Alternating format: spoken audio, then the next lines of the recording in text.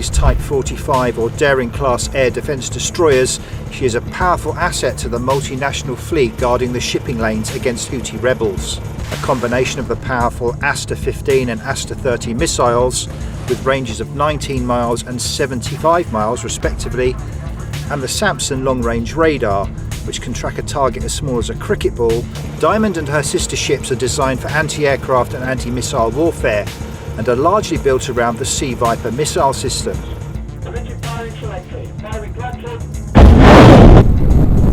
Why did a Royal Navy destroyer shadow a Chinese spy ship, and then deliberately go quiet? You're in the right place. Travelling more than 3 times the speed of sound from hundreds of miles away. The warship is also bristling with guns designed to tackle incoming threats at closer ranges, and in her latest action, HMS Diamond used more of her complement of anti-air weapons.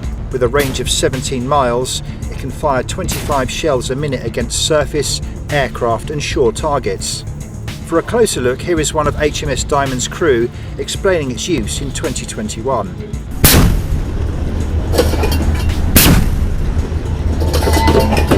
Her main deck armament is the standard Mark 8 4.5-inch gun, which currently equips the Royal Navy's destroyers and frigates. We're breaking down HMS Diamond's choice to lower comms, minimize emissions, and let a Type 8-15 show its hand. If deterrence isn't missiles and warnings, what is it now? Stay with me as we decode, de-escalate, but document how Link 16 stitched a single digital heartbeat with allies, and why restraint drains a surveillance vessel of useful intel without firing a shot. Before we move on, I'd like to ask you a small favor. If you appreciate this content, please take a second to like this video and subscribe to the channel.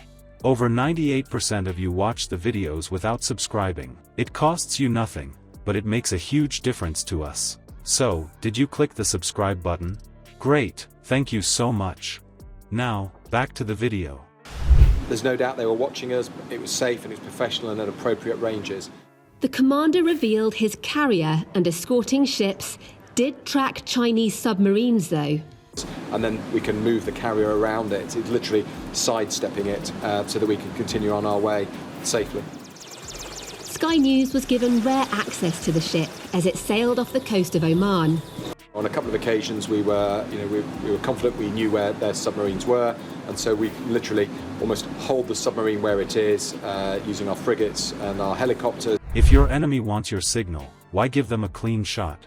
HMS Diamond didn't. It went quiet. The contact looked harmless to the untrained eye. Long white domes. A scatter of dishes. An auxiliary hull with the neat lines of a research ship. But those antennas weren't for weather. They drank in every stray pulse. On Diamond, the watch team didn't twitch. They tracked bearings and range, logged time stamps, and matched mast angles to the library. A petty rhythm, scan, right, cross-check. Eyes out the bridge wing, lenses steady. No chatter.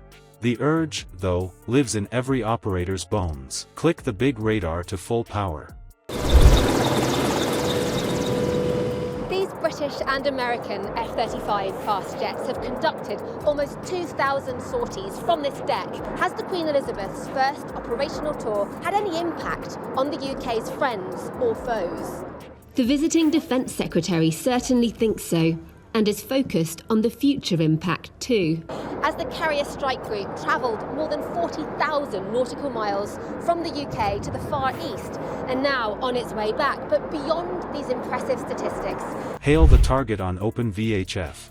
Swing an escort in close for a show of steel. But orders from London were clear: de-escalate, but document. Washington's line ran alongside: observe, but never yield. That isn't passive. It's a posture. You hold ground without feeding the beast. A quiet electronic profile is not mystic. It is math and discipline. The ship runs low-power navigation radar in short cycles, just enough to avoid collisions. Comms go tight. No idle voice checks. Data links use pre-planned windows or stay dark. EMCON rules kick in, antennas that don't need to radiate, don't. Sensors pivot to passive. The bridge wing carries the burden, binoculars, and long-range glass. EO and IR scopes confirm hull numbers, paint condition, and heat blooms around antenna bases that suggest active gear. You still see, but you don't shout. Why the fuss? Because that ship is ELINT by design. Type 815 hulls live off radar modes, data link habits, and comms quirks.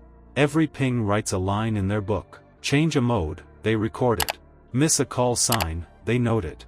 Speak on the wrong net, they file your cadence and accent. Your own tools become their syllabus. So you starve them. You deny fresh waveforms. You lock down procedure drift. You don't let curiosity turn into a signature. Recognition runs deeper than a flag on a stern. The mass geometry gives it away. Stacked arrays where a trawler would never waste weight. Satellite uplink dishes sit high and clear. Wiring looms run naked along the superstructure in routes no civilian inspector would sign off for fishing. And the behavior seals it. No stop and go like a net hauler. No zigzag for long line sets. Just steady speed, constant bearing shifts to stay in the best lobe for collection. That's not work. That's harvest. Meanwhile, the wider net does the heavy lift. AP-8 Poseidon looks down and catalogs the ship's pattern. What lights when? What shuts off when nudged? Which bands spike as a destroyer turns or a helo spins rotors? That feed pushes into link 16. Now Diamond and a US destroyer share a single picture. One track tag, one identity. One history file that updates without a word across the water. Local radios stay quiet, the fleet still knows. The Chinese ship edges closer, hungry for a mistake. A short-range mode on a radar. A call to the engine room that bleeds out on a leaky circuit. Anything. Diamond breathes in shallow. Helm holds a clean line. Weapons crews keep hands clear of toggles that would wake emitters. Small moves, no spikes. The bait goes stale. This costs the spy ship. Fuel burns to maintain position. Antennas keep churning heat, wearing bearings, logging nothing new. The crew stares at screens that show behavior they've already captured a dozen times. On the other side, Diamond fills its own binder. Photos, angle checks, a timeline of moves. Proof without fireworks.